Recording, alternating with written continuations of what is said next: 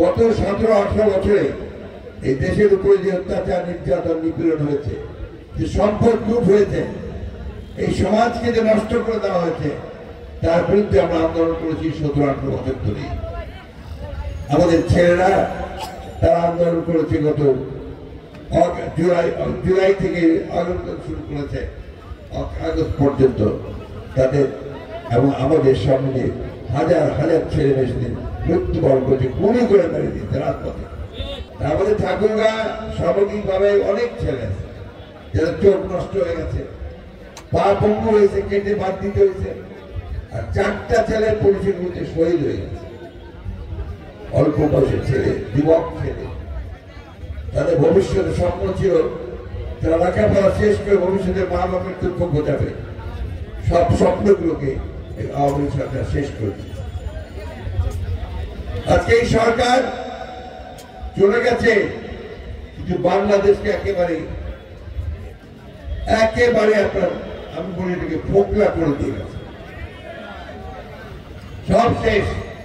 টাকা পয়সা চুরি করে বিদেশে পাঠিয়েছে, আপনার রিজার্ভের টাকা চুরি করছে, ব্যাংকের টাকা চুরি করছে, ব্যাংক ব্যবস্থাকে শেষ করেছে, প্রত্যেকটা জায়গাতে টাকা নিচ্ছে। এই স্কুলের টিচার দিবে, শিক্ষক নিয়োগ দিবে টাকা, পিয়ন নিয়োগ দিবে টাকা, কলেজের শিক্ষক দিবে টাকা, যেখানে যেখানে যান যেখানেই খেতে গেলে টাকা দিতে হবে। কাকে? আওয়ামী লীগকে। ওই জায়গা থেকে আমরা বের হয়ে আসছি। আমরা এখন একটা বলতেছি আমরা স্বাধীন হয়েছি, তাই না? অগাস্ট মাসের 5 তারিখের পরে অনেক রক্ত দিয়ে আমরা স্বাধীন হয়েছি। পুরোপুরি স্বাধীন কি হয়েছি? ওই নিয়ে নাও। এখন কিন্তু আমার কোন সরকার আসে নাই, সরকার আসছে একটা মাঝখানে মধ্যবর্তী অন্তর্বর্তীকালীন সরকার। এই সরকারটা কোন রাজনৈতিক সরকার নয়, এই সরকারটা হচ্ছে একটা নির্দলীয় এবং একটা অন্তর্বর্তীকালীন সরকার। তার দায়িত্ব কি? দায়িত্ব হচ্ছে যে অল্প সময়ের মধ্যে সে এই দেশটাকে আইন শৃঙ্খলা ফিরিয়ে আনবে, নির্বাচনের জন্য একটা পরিবেশ তৈরি করবে, আর যে চুরি চামারি হয়েছে সেগুলোকে বন্ধ করার চেষ্টা করবে, আর বিচার বিভাগে যেন মানুষ বিচার পায় সেখানে ব্যবস্থা করবে। আমি কথাগুলো খুব সহজ করে বলতেছি ভাই।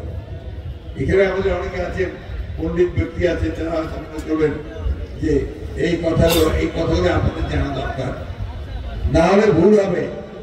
সরকারটা বিএনপির না, এই সরকার হচ্ছে অন্তর্বর্তীকালীন সরকারের প্রধান হচ্ছে একজন খুব মানি লোক, শিক্ষিত, নোবেল পুরস্কার পাইছেন প্রফেসর ডক্টর ইউনূস, তাই না? সবাই তাকে মানি, আমরা মানি না? ও কি চাই এই সরকারটার কাছে? এই সরকারটা আমাদের দেশটাকে এমন একটা জায়গায় নিয়ে যাক যেখানে আমরা আমাদের সবাই ভোট দিতে পারবো।